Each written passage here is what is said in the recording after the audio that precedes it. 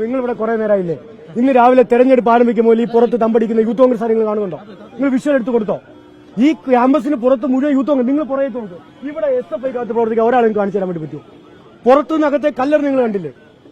സ്വാഭാവികമായി കല്ലെറിഞ്ഞ അവസരത്തിൽ സ്വാഭാവികമായി ഞങ്ങളുടെ കുട്ടികളുടെ തലക്കാണ് പോലീസ് അടിച്ചത്. അകത്ത് നിന്ന് കുട്ടികളെ ഞങ്ങളുടെ തലക്ക്. ഇതിനകത്ത് കുറെ ക്രിമിനൽ പോലീസുകാരുണ്ട്. എത്ര പേർക്ക് പരിക്കേറ്റിട്ടുണ്ട്? 5ഓളം വിദ്യാർത്ഥികൾക്ക് പരിക്കേറ്റു. അവരെന്ത് പ്രകോപനം? നിങ്ങൾ ഇവിടെ ഉണ്ടല്ലോ. നിങ്ങൾ ഇന്ന് രാവിലെ 24 അവർ രാവിലെ 12 മിനിറ്റ് ഇവിടെ ഇല്ലേ ഉച്ചയ്ക്ക്? എന്ത് പ്രകോപനം ഇഷ്ടപ്പെട്ട് സൃഷ്ടിച്ച്? വളരെ സമാധാനമായിട്ട് ഞങ്ങൾ സമരം ചെയ്തിട്ടാണ് ഈ തെരഞ്ഞെടുപ്പ് നടത്തുന്നത്.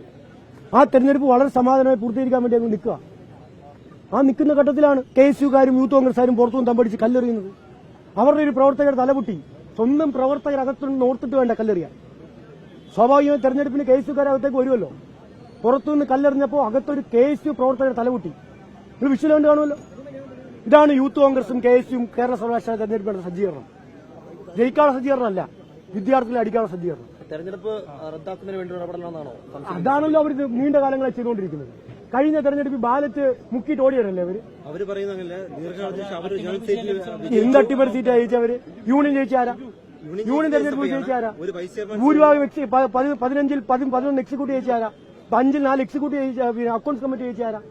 യൂണിയൻ ജയിച്ചാരാ? എത്ര ഓടിന യൂണിയൻ ജയിച്ചു? യൂണിയന്റെ ഭൂരിപക്ഷം എത്രയാ? ജനറൽ സെക്രട്ടറിയുടെ ഭൂരിപക്ഷം എത്രയാ? ചെയർമാന്റെ ഭൂരിപക്ഷം എത്രയാ? എന്താ കുറഞ്ഞോ? ഭൂരിപക്ഷം കുറഞ്ഞോ?